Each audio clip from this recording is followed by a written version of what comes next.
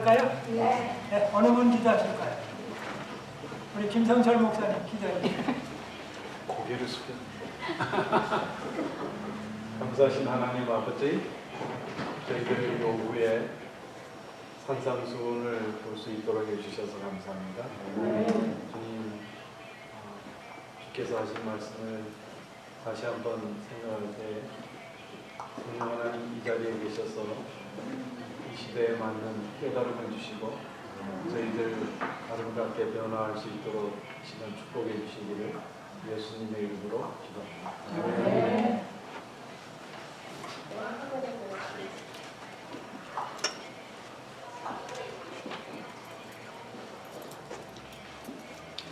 자, 오늘 산상 수원.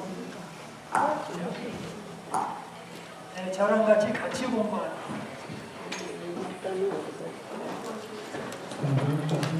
화이트인이 쓰신 책 있죠? 그건 뭐라고 부릅니까? 산상? 네? 어느 분 또 하나 카피 저기에 있네.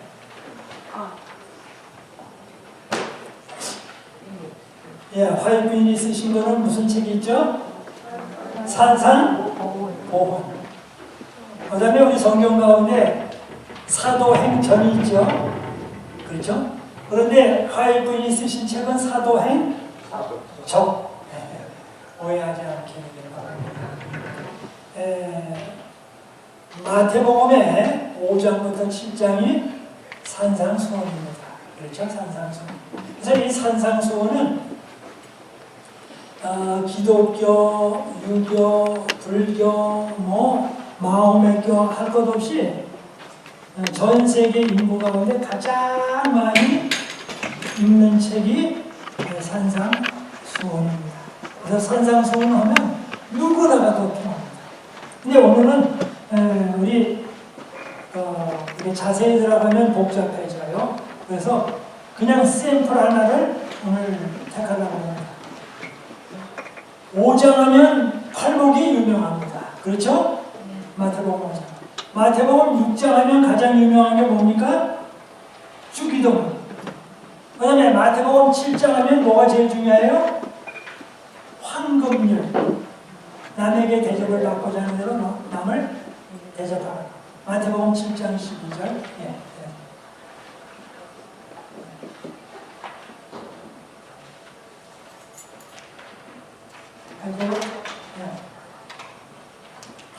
그래서 이 마태복음 7장 12절은 마하트마 간디도 이 열심히 읽고 실천에 옮겼습니다. 그래서 무조함, 무품무. 그렇죠? 그래서 이거는 굉장히 중요한 말씀입니다. 그래서 마태복음 7장 12절이 예수 안 믿는 사람한테는 가장 많이 읽혀지는 책입니다. 요한복음 3장 16절은 기독교인이 잘 외우는 것이고 기독교계를 넘어가서 잘하는 것은 마태복음 7장 12절입니다. 그죠? 네, 마태복음 7장 12절. 그 다음에 마태복음 6장 하면 가장 잘하는 말씀이 뭡니까? 주기도문. 그래서 주기도문. 근데 예수님의 기도 가운데 가장 긴 기도는 어느 기도일까요? 요한복음 17장이 예수님의 기도 가운데 가장 긴 기도입니다. 근데 예수님의 기도 가운데 가장 진지한 기도는 뭘까요? 그것은 겟세마네 동산의 기도입니다. 다시 반복합니다. 예수님의 기도의 주기도문은 샘플은 마태복음 6장 9절부터 나와 있는 거고 예수님의 기도 가운데 가장 긴 것은 요한복음 17장이고 예수님의 기도 가운데 가장 고뇌의 기도, 진지한 기도는 겟세마네 동산의 기도입니다. 그래서 마태복음 6장 9절부터 나오는 거예요. 마태복음 5장 하면 뭐예요? 팔복. 근데 복이 사실은 9개가 나와요. 그죠? 9개가 나와요. 그런데 9개라고 그러지 않고 팔복이라고 하는 이유는 8번째하고 9번째하고 내용이 같기 때문에 그냥 줄여서 팔복으로 계산하고 있습니다. 자, 그러면 이제 이렇게 나왔는데요. 오늘 샘플로 제가 하나 잡았어요. 마태복음 6장 9절부터 찾는데요. 주기도문입니다. 그러면 주기도문을 이제 저랑 같이 공부를 해보는 겁니다. 근데 주기도문 하면 여러분들이 다 뭐예요? 아세요. 연말 기도주의라든지 사경회라든지 뭐 하면 맨 끝에 가서 기도할 때 뭐라 그래요? 뭐라 그러십니까? 우리 주기도문으로 마치겠습니다 하죠. 그렇죠? 주기도문. 그러면 주기도문 할 때 제일 첫 번째, 자 보십시오. 주기도문 여러분의 머릿속에서 주기도문 할 때 뭐라고 합니까? 하늘에 계신 우리 아버지. 자, 이제 요것만 나눠놓고 보겠습니다. 하늘에 계신 우리 아버지. 여기서 제일 중요한 단어가 뭘까요? 하나만. 아버지. 하늘에 계신 우리 아버지. 아버지가 제일 중요한답니다. 아버지. 그러면 아버지 할 때 여러분이 이제 저랑 같이 깊이 공부하는 건데 보세요. 아버지 하면 무엇이 아버지가 아버지 되게 합니까? 이제 여러분이 벌써 심각해지셨어요. 왜냐하면 이런 질문은 주기도문 공부할 때 안 하는데, 안 하시니까 제가 합니다. 아버지 할 때 무엇이 아버지가 아버지 되게 합니까? 아버지는 생명을 주어야 합니다. 생명을 주지 않으면 아버지가 아버지 안 됩니다. 아버지 없이 태어나는 딸과 아들은 없습니다. 아버지는 곧 뭡니까? 나에게 존재케 한 생명의 근원, 소스입니다. 샘물입니다. 하천은 샘물 없이 하천 없고, 하천 없이 강물 없고, 강물 없이 바닷물 존재하지 않습니다. 아버지, 나에게 생명을 주었다. 그 다음에 아버지 하면, 아버지는 뭐예요? 가족이 먹고 살아가는 모든 음식이라든지 이런 걸 뭐 해야 돼요? 제공해 줘야 돼요. 그렇죠? 제공해야 돼요. 그러니까 먹고 살아가는데 모든 생명이 존재케 하는 사람이 아버지고, 그 존재케 하는 생명을 유지하는 데 필요한 모든 것을 제공 안 하면 아버지는 뭐예요? 낳기만 한 아버지지 아버지의 역할을 못해요. 그러니까 아버지는 뭐예요? 생명이 있게 하고, 그 생긴 생명을 뭐 해야 돼요? 유지케 해야 돼요. 그리고 아버지는 무엇이 또 아버지일까요? 아버지. 만약의 경우 밤에 밤 선생님이 왔어요. 그죠? 밤 선생님이 왔어요. 그런데 여보 당신이 나가봐.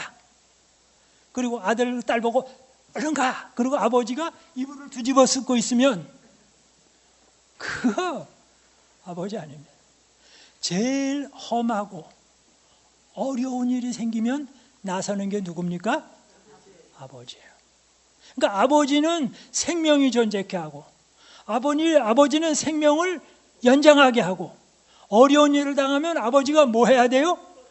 프로텍트, 보호해야 돼요. 그렇죠? 아버지. 그 다음에 아버지 할 때 아버지는 또 뭐 해야 합니까? 조반 사랑 차려놨을 때에 가정을 인도하고, 가정에 어려운 문제가 있으면 다 결정을 하고, 가정을 뭐 해야? 이끌고 나가야 합니다. 가정을 이끌고 나가지 아니하면 아버지가 아버지 아닙니다. 하늘에 계신 우리 아버지 할 때 아버지. 그러니까 여러분이 주기도문 외우실 때 아버지 하면 뭐예요? 그분은 나의 생명의 근원이시다. 아버지 하면 나에게 뭐예요? 내 생명을 유지시키시는 분이시다. 아버지 하면 그분은 나에게 뭐해요? 어려운 일 당할 때 나를 보호하시는 분이시다. 아버지 하면 그분은 나를 뭐해요? 나를 지도하시는 분이시다. 그게 누구예요?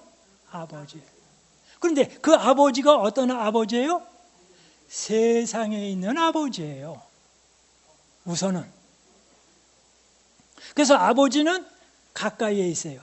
그런데 이제 말을 바꿉니다. 하늘에 계신 우리 아버지하고 이제 붙여봐요. 하늘, 그 아버지가 어디 계세요? 하늘에 계세요. 그러면 하늘은 멀어요? 가까워요? 멀어요. 그런데 하늘에 아버지가 계시면 이 땅에 있는 아버지는 폭탄을 쏘면 폭탄에 맞아서 세상을 떠나요. 그런데 아버지가 하늘에 계시면 그 아버지는 뭐예요? 여기서 폭탄을 쏘고 미사일을 쏴도 아버지는 뭐예요? 끄떡이 없어요. 이 세상이 어떤 공격을 가해도 하늘에 계신 아버지는 뭐예요? No problem. 아무리 공격을 해도 하늘에 계신 아버지는 상관이 없어요. 그리고 그 아버지가 하늘에 계시면 언제 어디서든지 하늘에서 슉 내려올 수 있어요. 언제 어디든지 금방 갈 수 있어요. 그리고 그 하늘에 계신 아버지는 뭐하지 않으세요? 하늘에 계신 아버지는 늙음이 없어요. 하늘에 계신 아버지는 늙지를 않으세요. 하늘에 계신 아버지는 공격을 당하지 않아요. 그리고 하늘에 계신 아버지는 언제든지 도울 수 있어요. 이 세상의 아버지는 90세, 100세 되면 다 돌아가세요. 아무리 부모님이 자녀 사랑해도 나중에는 다 놔두고 떠납니다. 도울 수가 없어요. 근데 하늘에 계신 아버지는 아무 상관이 없습니다. 그러니 그 아버지가 하늘에 계셔서 좋고 그분이 아버지 되셔서 좋고, 그런데 어려운 부분이 있습니다. 이게 신앙인들에게 가운데 고민하는 문제. 누구의 아버지? 하늘에 계신 누구의 아버지요? 우리 아버지. 예.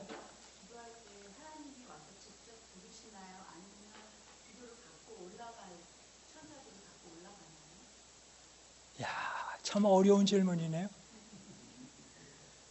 저한테 오시는 건지 기도를 예. 제 기도를 갖고 올라가는 정말 아버지 같이 옆에 와서 들으시는 건지 예. 궁금하네요. 예. 그 아버지가 정말 들으시는지 가지고 올라가는지 어떻게 하는 게 좋겠어요? 천사가 기도를 가지고 올라가는데, 그러니까 하나님은 정말 우리한테 그냥 안 오시는 건지, 성령님, 예수님 다 천사를 보내고 하나님은 정말 그냥 거기에서 계시는 거예요. 근데 조금 다른 질문입니다만 대답. 이제 앞으로 공부하면서 그 문제는 좀 다루겠습니다. 왜냐하면 우리가 말을 하면 하늘에 계시다 그러면 먼 것 같고, 아버지 하면 가깝고, 그래서 아버지 할 때에 장점이 있고 단점이 있어요. 하늘에 계시다 그럴 때 장점이 있고 단점이 있어요. 그러니까 하나님이 보이셔서 단점이 있고 보이셔서 장점이 있고, 그래서 이제 차례로 그거는 좀 공부해 나가면서 또 말씀을 드립니다. 근데 하늘에 계신 우리 아버지, 우리. 근데 이게 어려운 게 우리 집을 계속 괴롭히는 사람이 있다고 쳐봐요. 그런데 그 사람의 아버지나 나의 아버지나 아버지가 똑같아요. 그러면 그 상대방의 일본이라든지 일본의 그 순사가 참 어려웠잖아요, 옛날에. 근데 일본에 계신 일본 사람들의 아버지나 한국 사람의 아버지나 뭐의 아버지는 하나는 아버지. 이북에 있는 사람의 아버지나 러시아나 저기 우크라이나 어디나를 막론하고 아버지가 뭐해요? 같아요. 나를 괴롭히는 사람이나 누구나를 막론하고 여러분이 싫어하든 좋아하든지 상관할 것 없이 모든 사람의 아버지는 뭐예요? 같아요. 그러니까 아버지가 우리 아버지니까 뭐예요? 내가 좋아하든 싫어하든 상관할 것 없이 다른 사람이 다 뭐예요? 내 brother and sister예요. 이제 이렇게 되면 잠깐 우리가 주기도문 공부하면서 심각한 문제에 봉착합니다. 여러분, 이렇게 나가다가 홈레스라든지 누구나를 막론하고 그 사람들이 뭐예요? 한 아버지를 모시고 있다. 그러면 그 사람들이 뭐예요? 다 내 형제 자매예요. 그래서 만약에 뭐 하다가 내 돈을 떼어먹었다 할지라도 누가 떼어먹은 거예요? 내 형님이나 동생이 떼어먹은 거예요. 그래서 내 돈이 없어져서도 그 내 돈은 누구에게 가 있어요? 내 형님이나 동생에게 가 있어요.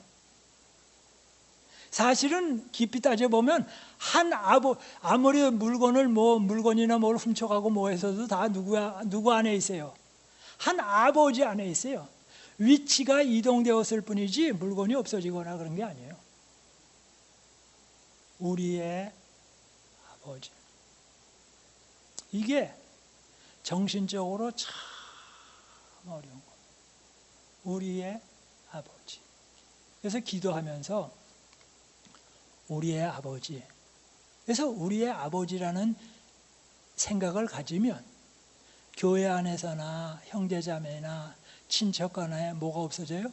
많은 불화 요소들이 사라집니다. 그래서 사실은 우리가 좋아하든 싫어하든 다 함께 하늘나라가 살잖아요. 그러니까 한 아버지 밑에 있는 거예요. 그래서 한 족속이 되는 거예요.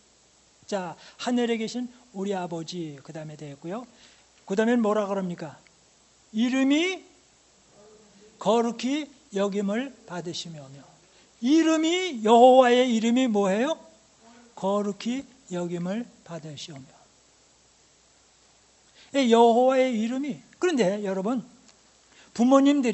자녀들이 부모님의 이름을 부르면서 나가서 킬킬거리고 웃으면 어때요? 되게 화나죠. 되게 화나죠. 그런데 육신의 자녀가 부모님의 이름을 우습게 여겨도 화가 난다면 그보다 더하신 하늘에 계신 아버지의 이름을 망령되게 일컬으면 얼마나 불효입니까?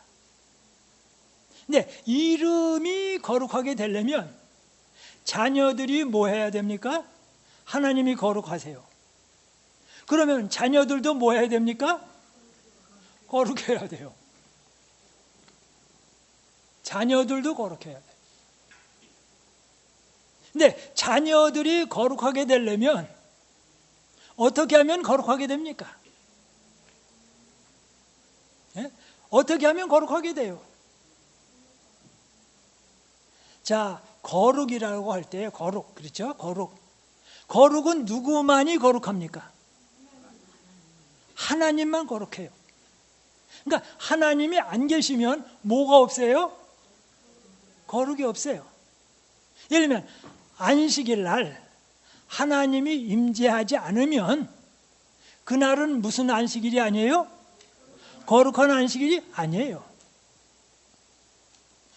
하나님이 교회 안에 그 당에 임재하지 않으면 그건 뭐가 아니에요? 성전이 아니에요. 그 다음에 우리가 찬미가를 부를 때에 그 찬미가를 부를 때 하나님의 영이 함께하지 않으면 그것은 뭐가 아니에요? 성곡이 아니에요. 그리고 설교 말씀을 하는데 그 설교 말씀 속에 하나님의 임재가 거하지 않으면 그것은 뭐예요? 설교 말씀이 아니에요. 내가 옷을 입었는데 옷이 하나님의 영광을 위하여 옷으로 쓰여지지 않으면 그 옷이 뭐가 아니에요? 의가 아니에요. 그 다음에 목사님이 나오셔서 쭉 가는데 하나님의 영광을 위하여 말씀을 전하지 않으면 목사님이 뭐가 아니에요? 성도가 아니에요. 그리고 목사님이 교회를 위해서 일하거나 뭐 하는데 하나님의 영광을 위해서 일하지 않으면 그게 뭐가 아니에요? 성직이 아니에요.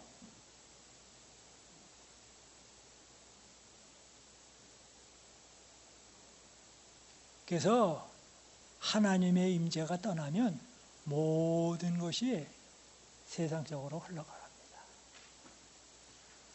그래서 구약 성경 가운데 한 책이 책 전체가 거룩하게 되는 비결을 쓴 책이 있어요. 한 책 전체가 무슨 책인지 아십니까? 그거는 신약 성경이 27권으로 되어 있는 것처럼 27장으로 되어 있어요.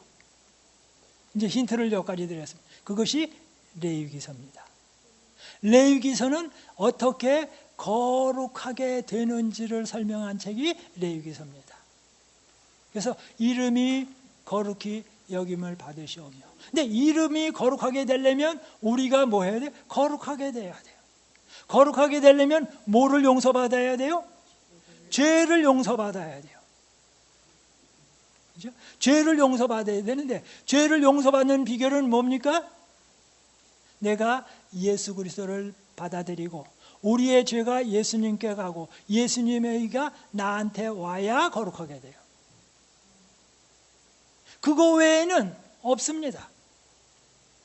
이것이 복음의 핵심이요 전체입니다. 그래서 이름이 거룩하게 여김을 받으시오며. 그래서 내가 거룩하게 됐다. 그럼 내가 어떻게 거룩하게 되느냐? 그 다음에 이름이 거룩히 여김을 받으시며, 그 다음에 뭐라고 말합니까? 나라에 임하옵시며. 어느 나라요? 하늘나라. 근데 하늘나라는 누가 계십니까? 예? 하나님이 계세요. 그런데 아버지 하나님이 계신 나라도 하나님 나라고, 성령 하나님이 계신 나라도 하늘나라고, 예수님이 계신 나라도 하늘나라예요. 왜요? 아버지 하나님, 아들 하나님, 성령 하나님 어느 분이든지 계시면 그 나라가 하늘나라입니다. 그러면 예수님께서 산상수훈을 하실 때에 그 위에 오셔서 예수님이 말씀을 하실 때 예수님의 말씀을 듣는 사람에게 그 사람들이 예수님의 말씀에 따라서 행동을 하죠. 그러면 그 사람들은 어느 나라의 시민입니까? 하나님 나라의 시민이에요. 그러면 그 하늘나라의 왕은 누구십니까? 지금 예수님이 산상수훈에서 말씀하실 때 예수님이 이 땅에 임하셨을 때 누가 임하신 겁니까? 하나님이 임하셨어요. 요한복음 전체는 이 땅에 오신 하나님을 얘기를 하고 있어요. 그러니까 하나님이 지금 산 위에 임하셨어요. 그런데 하나님의 말씀을 듣고 따라가니까 그 듣고 따라가는 사람들은 어느 나라의 백성입니까? 하늘나라의 백성입니다. 그러면 하나님이 계시고 예수님으로, 그 다음에 하늘나라의 시민이 있고, 그 사람들이 어느 나라의 법을 지킵니까? 하나님 나라의 법을 지켜요. 그러면 국가 할 때는 세 여섯 있어요. 왕이 있고 땅이 있고 백성이 있어요. 그렇죠? 그러면 하나님이 지금 예수님이 계시고 그 나라 백성이 있고 그 나라 사람들의 말을 듣고 통치를 따라가고, 그러면 거기에 뭐가 온 겁니까? 하늘나라가 임재한 겁니다. 하늘나라가. 그런데 사람들이 하늘나라인데 땅이 이렇게 죽음이 있고 막 그러는데요. 근데 성경에서 하늘나라라고 했을 때 나라는 땅덩어리를 말한 것이 아니고 통치한다. 그러니까 하나님이 통치하시는 곳이 뭐예요? 하늘나라예요.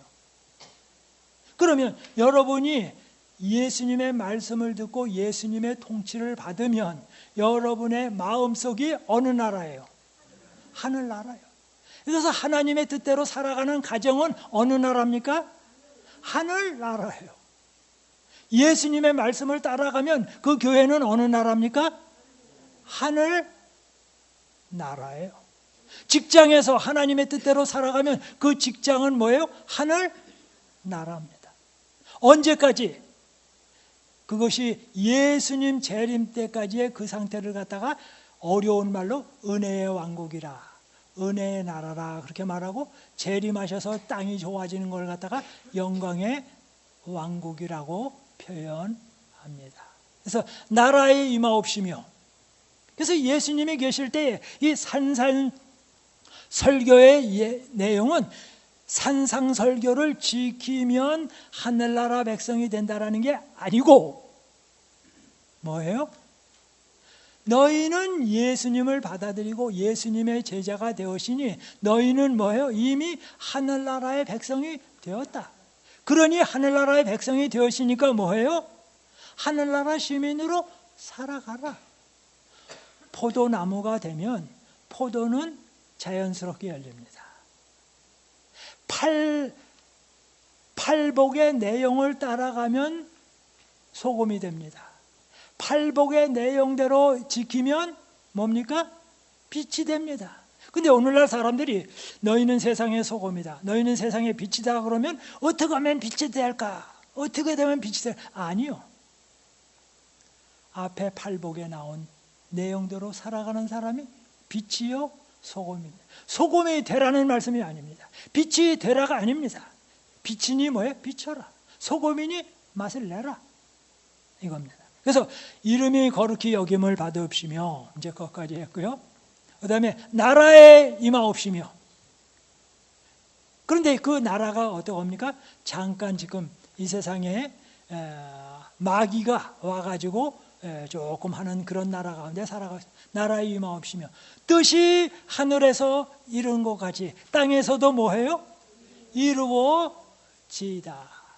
이 세상이 세상 없고 난리를 쳐도 이북, 중국, 소련, 쿠바 할 것 없이 세상에 난리를 쳐도 하나님의 나라가 완성됩니다. 세상 없이 해도 이 나라는 하나님 나라로 바뀝니다. 그래서 하나님은 이 지구로 하여금 사람들이 거하게 만드셨죠. 그래서 사람들이 거하게 될 것입니다. 죄 없는 세상이 될 것입니다. 그런데 이 세상의 역사가 긴 역사가 같지만 뭐예요?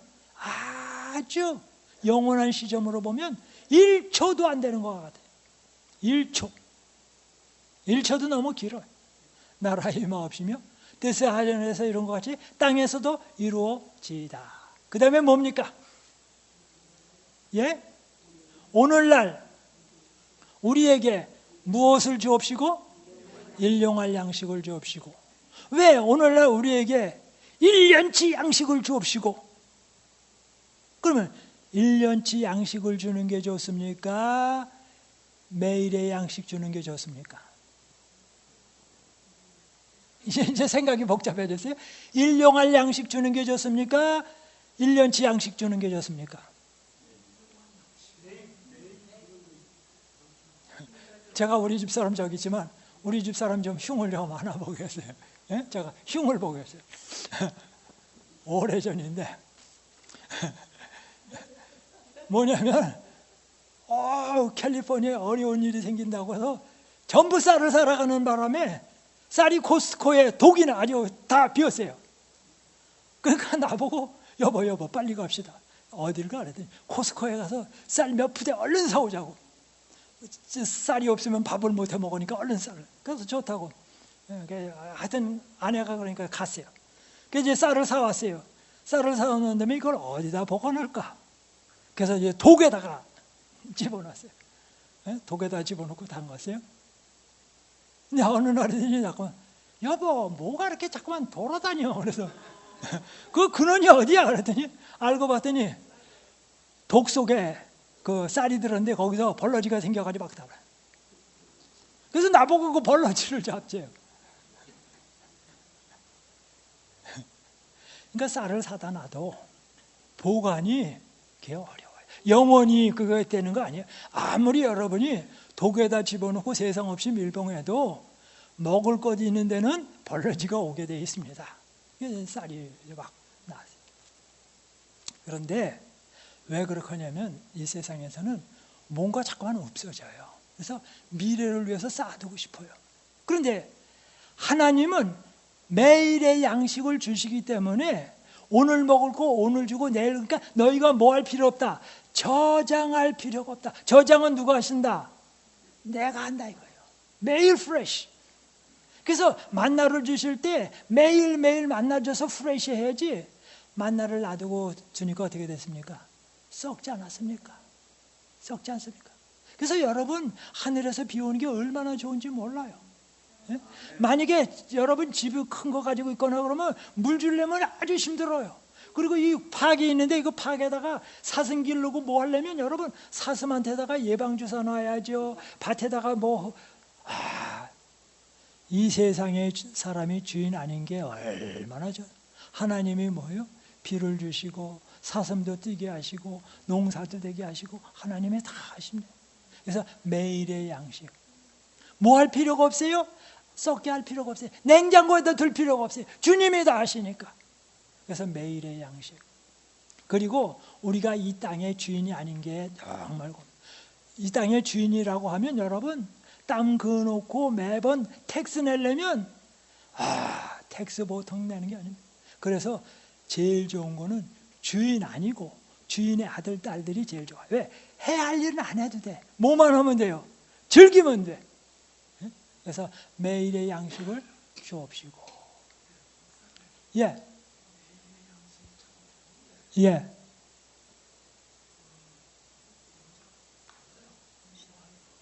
예.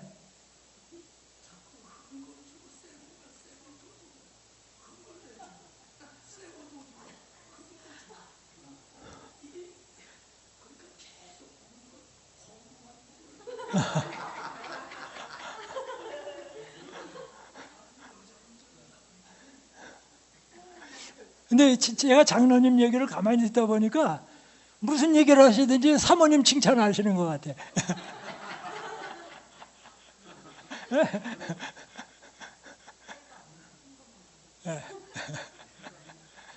예.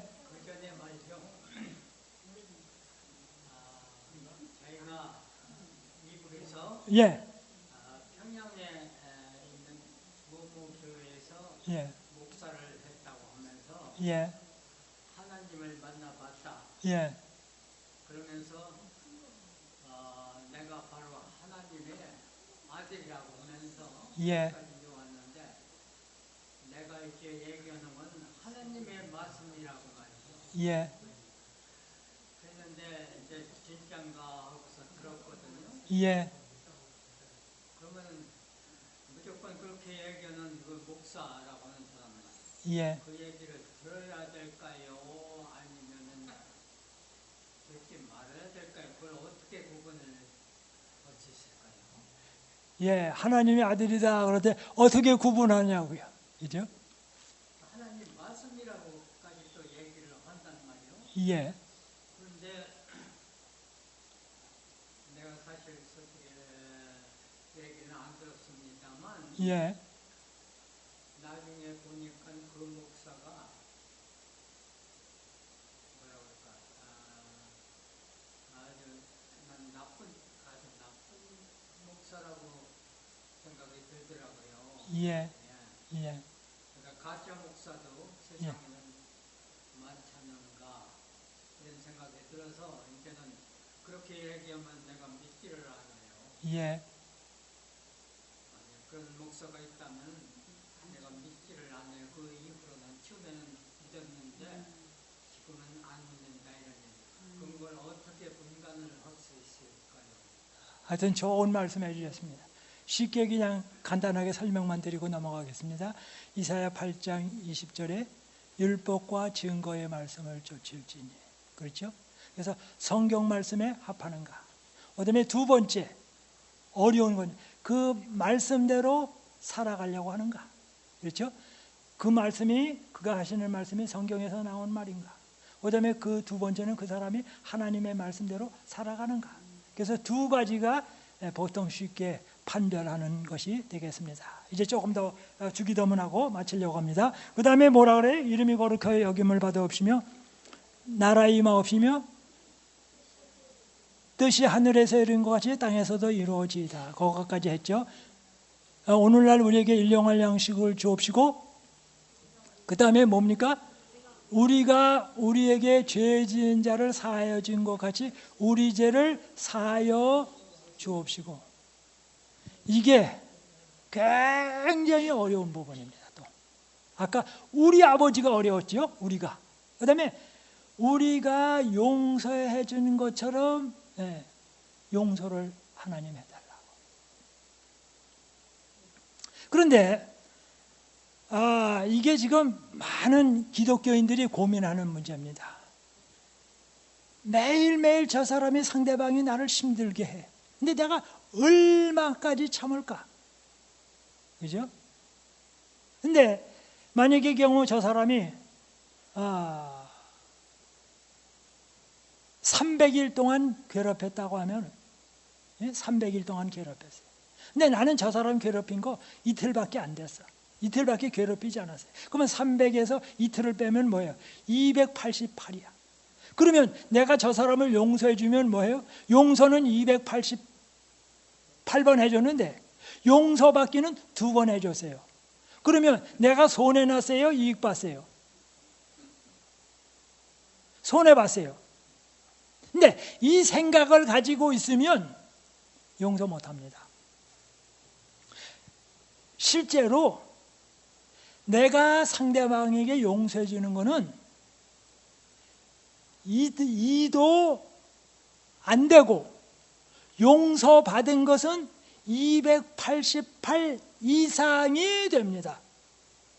그러니까 여러분이 지금 조금 어려운 질문으로 제가 들어가는데요. 태어나면서부터 늙어 죽을 때까지 여러분에게 잘못한 모든 사람을 용서를 해준다 할지라도 그 값어치가 2번도 안 돼. 2번, 300번 가운데. 그리고 용서받는 거는 288번의 억만을 곱해도 안 돼요. 아니, what's wrong? 그런데 사람들이 생각할 때 내가 저 사람에게 베푼 건 이렇게 큰데 저 사람이 나한테 해주는 거는 그거에 어마어마하게 작다고 생각하니까 뭐예요? 내가 아무리 용서해 주는데도 뭐예요? 언제까지 용서해줘? 그래가지고 뭐예요? 나는 손해봤다. 그러니까 손해보는 장사는 안 한다.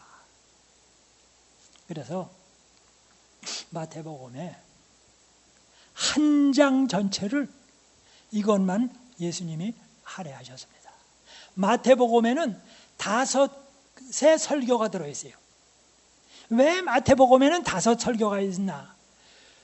마태복음은 구약에서 신약으로 넘어오는 첫 번째 책인데, 즉 유대인들에게 구약 성경으로 예수님이 메시아인 걸 설명하세요. 그렇기 때문에 가장 메시아적이고 유대적인 게 마태복음이에요. 그래서 마태복음은 구약에서 따와요. 근데 구약하면 모세인데 창세기, 출애굽기, 레위기, 민수기, 신명기 5책이 모세의 오경이에요. 이건 이슬람도 믿어요. 기독교도 믿고 이슬람도 믿고 천주교도 믿고 다 믿어요. 그런데 이 5권의 책이 있는데 마태복음에는 5의 강연 설교가 들어가 있어요. 마태복음에는. 그래서 첫 번째 마태복음 5장부터 7장이 첫 번째 설교고, 두 번째 강연은 마태복음 10장이고, 세 번째는 마태복음 13장, 씨 뿌리는 자의 비유 나오는 13장이고, 그럼 3개 됐죠. 그 다음에 마태복음 18장이 나오고, 그 다음에 마태복음 24장, 25장이 마태복음에 나오는 마지막 강연 설교예요. 5개로 들어가 있어요. 그 5편의 설교 가운데 중간중간 다른 얘기를 집어넣었어요. 그게 마태복음이에요. 그러면 마태복음 18장이 무슨 내용인가? 그래서 마태복음 18장은 마태복음 6장에 나오는 우리가 우리에게 죄진 자를 사하여 준 것 같이 우리 죄를 사하여 주옵시고를 설명을 해요. 그래서 이 마태복음 18장은 교회와 교회가 싸울 때에, 가정 문제가 있을 때에, 직장 문제가 있을 때에, 때로는 많은 문제가 있을 때마다 핵심으로 나오는 것이 마태복음 18장입니다. 그러면 마태복음 18장에 있는 얘기를 제가 그냥 말씀으로 좀 드리겠습니다. 마태복음 18장인데요. 어떤 임금인이 있었어요. 근데 어떤 신하가 와가지고, 신하가 좀 잘못했어요. 그래가지고 신하가 와가지고 잘못했습니다. 제발 좀 돈 갚게 해야겠습니다. 그랬어요. 그랬더니 그 왕이 불쌍히 여겨서 뭐해요? 그 신하의 죄를, 돈을 갚아줬어요. 안 받기로 했어요. 얼마를? 이제 이 정도면 여러분이 기억나실 거예요. 얼마를? 1만 달란트. 1만 달란트는 사람이 세상 없이 해도 그건 못 갚습니다. 그런데 이 사람이 뭐라고 그래요? 첫 번에 기간을 주시면 뭐 하리이다? 갚으리이다. 못 갚아요. 그랬더니 왕이 뭐예요? 그냥 탕감해 줬어요. 탕감 받았어요. 근데 이 사람이 나가다가 뭐예요? 그 사람에게 얼마에 또 빚을 진 사람을 만났어요? 예? 200데나리온? 예, 하여튼 200데나리온. 조금 빚진 사람을 만났어요. 그랬더니 그 사람의 뭘 잡고? 목을 잡고. 목을 잡는 거는 뭡니까? 말을 안 들으면. 예? 목 잡으면 어떻게 돼요? 죽어요. 그런데 목 밑에 이게 뭐가 있습니까? 영어로 이걸 뭐라고 불러요? 넥타이. 목을 뭐해요? 조이는 거예요. 그래서 넥타이를 메고 밤중에는 걸어다니지 마십시오. 왜냐하면 넥타이 이렇게 가지고 이렇게 하면 뭐해요? 죽어요. 넥타이, 목을 매는 거예요. 그렇죠? 그래서 넥타이는 무기로도 쓸 수 있습니다. 그래서 넥타이. 근데 목을 잡고, 근데 그때 당시에는 넥타이가 없었어요. 목을 잡고 뭐예요?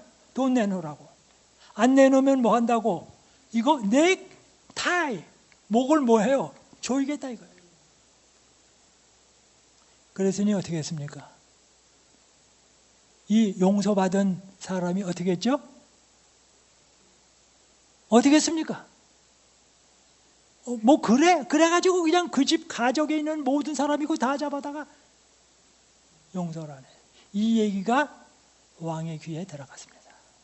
왕이 그 사람 다시 불러와가지고 뭐예요? 내가 너 불쌍히 여겨서 다 용서해 주는데 너는 그거 뭐냐? 그 사람 왜 용서 안 해줘?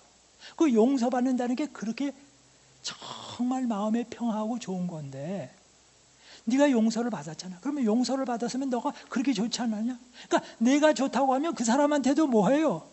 용서해야 되지 않느냐? 그러니까 네가 용서 안 해준다는 말은 네가 용서받은 기쁨을 모르기 때문에 너도 용서받는 거 좋지 않다라고 하는 표현이다.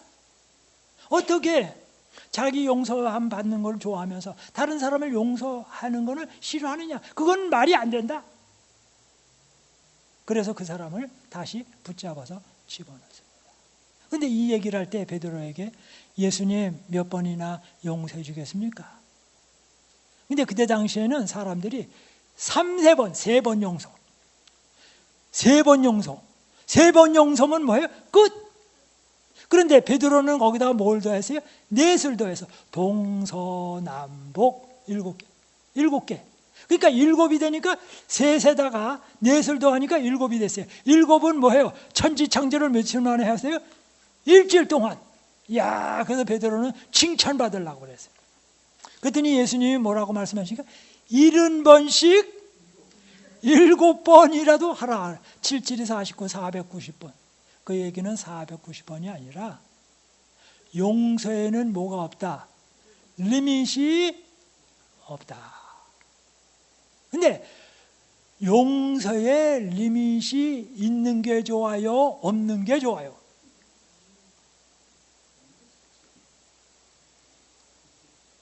노 장로님, 용서에 제한이 있는 게 좋아요? 없는 게 좋아요? 쉽게는 예, 없는 게 좋고 같지만은 예. 제한이 없다 오면 그 용서의 의미가 아주 소멸되고 말 것. 용서한다. 예. 그래서 용서는 제한이 있으면 좋겠어요? 이게 지금 솔직한 심정입니다. 오늘날 사람들이 누구에게는 낭만하고 용서는 내가 이만큼 했는데 예수님이 이제 그 정도면 됐어 라고 말했으면 참 좋겠는데 그게 없어요. 그래서 사람들에게 이게 밴뉴스처럼 들려요. 뭐예요? 용서에는 제한이 없어요. 리밋이 없어요. 언제까지예요? 내가 세상 다 아는 날까지, 세상 떠나는 날까지 용서하라는 거예요.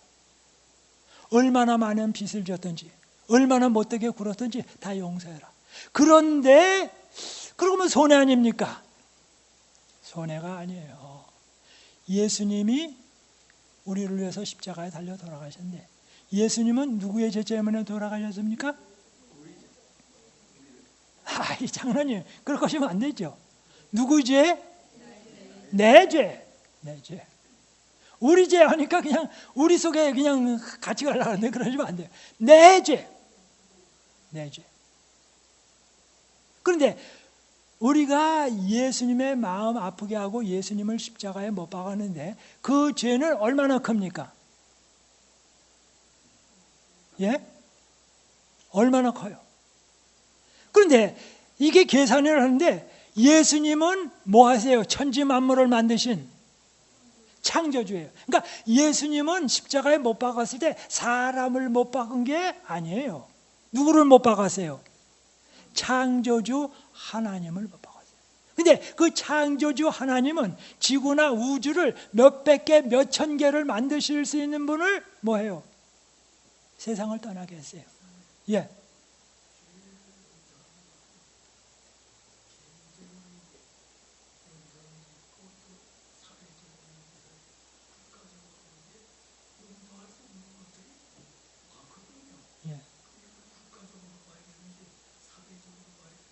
예. 예.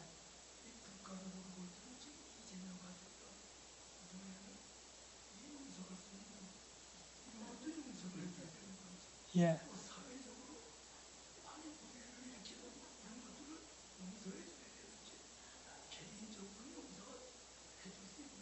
예.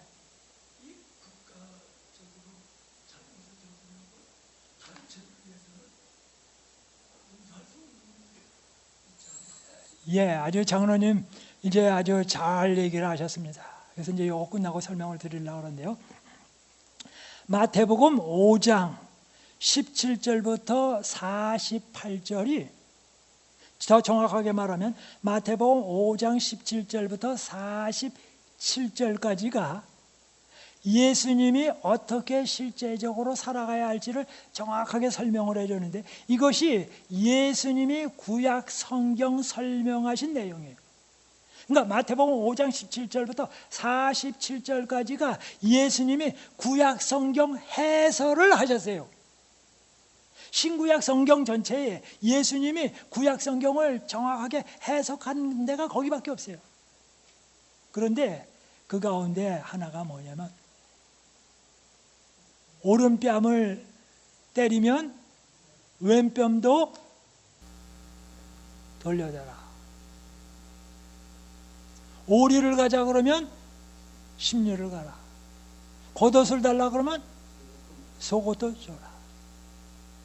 이게 무슨 말씀인가?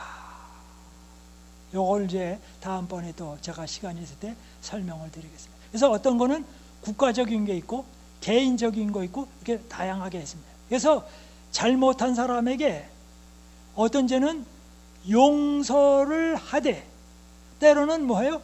처벌도 하면서 용서도 할 필요가 있습니다. 왜냐하면 용서만 해주고 처벌을 하지 않으면 죄를 조장하고 방종하게 해야 돼요. 방종. 그래서 이제 그것들은 이제 다 다음번에 이제 그거를 또 다시 이렇게 설명하는 기회가 있으면 좋겠습니다. 설명하도록 그렇게 하겠습니다. 그래서 아나니아 삽비가 예, 그 범죄 예, 어떻게 그 그래서 이 사람들이 생각할 때 아나니와 삽비라 할 때 하나님이 너무 잔인하시지 않나 그런 생각도 하는 사람이 꽤 있어요. 그런데 여러분 성경을 읽으실 때 여러분이 아무리 어떤 생각을 하든지 하나님보다 더 자비롭게 되려고 하는 생각은 하지 마십시오. 하나님보다 더 자비스럽게. 그죠? 하나님보다 더 자비스럽게. 예.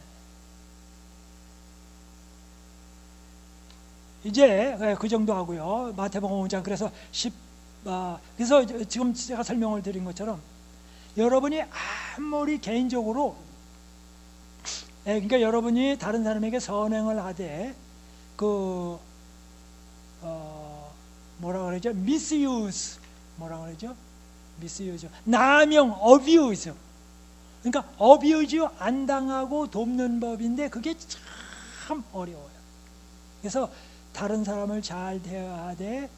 어뷰즈 되지 않고 하는 법. 그것도 이제 앞으로 또 계속 공부해야 할 제목 가운데 하나입니다. 그래서 이제 주기도문 가운데 남에게 뭐예요? 용서해 주라고요. 그래서 용서를 하는데 마음속에서 용서를 베푸는 겁니다. 근데 마음속에서 용서를 베풀면 상대방이 탕감받아서 좋고 내가 용서해 주니까 내가 그 사람을 미워하는 증오로부터 내가 해방돼요.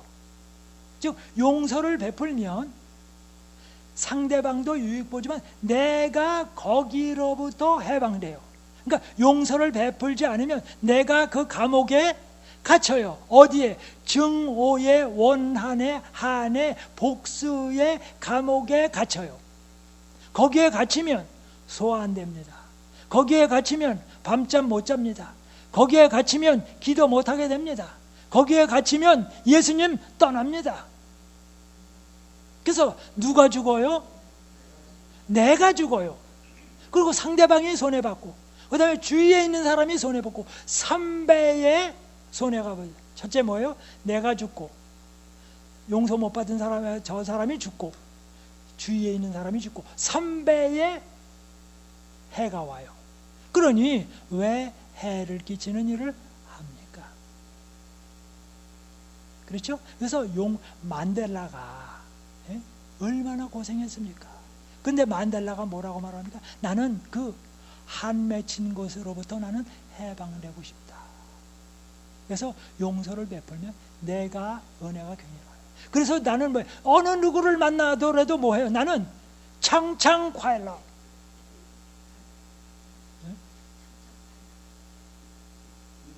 항상 기쁘다. 나는 기쁘다. 나는 기쁘다. 나는 기쁘다. 항상 기쁘다. 우리 김선희 집사님 와다시와 오레시 와다시와 오레시 그러고요. 네, 제페니스. 그래서 예수 믿는 사람은 용서를 베푸는 겁니다. 그런데 예수님이 나에게 용서해 주신 거는 1만 달란트 이상이에요. 그 용서를 많이 받은 것에서 조금 용서해 달라는데 그거 아무리 평생 용서해줘도 뭐예요? 아이고 내가 용서를 너무 조금밖에 안 했네. 그렇게 되는 거예요. 실제적으로. 근데 그게 마음에 와서 감정적으로 닿으려면 그게 어떤 사람은 10년, 20년, 30년 이렇게 걸리고 한평생 이제 목사님 하다가 은퇴할 때쯤 되면 그때 이제 조금 깨달았습니다. 지금 딴 얘기하는 거 아닙니다. 저도 조금밖에 못 깨달았어요. 그래서 진작 좀 깨달았으면 좋을 텐데 진작 깨달았다면 옛날에 교인들다가 그렇게 교인들이 때로는 목사에게 스트레스를 주지만 저 같은 경우는 제가 교인들에게 스트레스를 많이 줬습니다. 왜 교인들한테 받느냐? 교인들이 주기 전에 내가 먼저 스트레스를 주지. 그래서 제가 스트레스를 준 적이 많습니다. 그래서 지금 좀 때 늦은 김이 있지만 제가 잘못을 많이 한 것 같습니다. 예?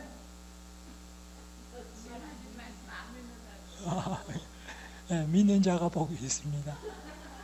그래서 이제 주기도문 다 끝했죠? 그 다음에 뭐예요? 우리가 우리에게 죄진 자를 한 것 같이 우리 죄를 사하여 주옵시고 우리를 시험에 들게 마옵시고 다만 악에서 구하옵소서.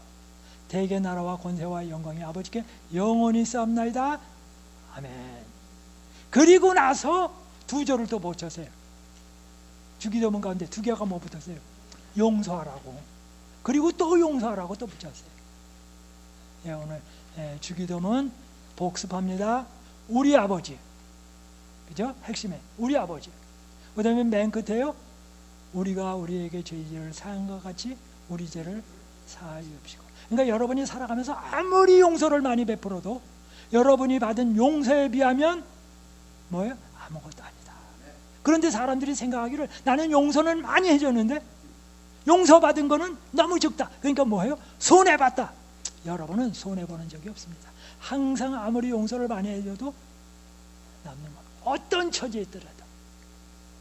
예, 우리 노장로님, 우리 기도해 주시고 마치겠습니다.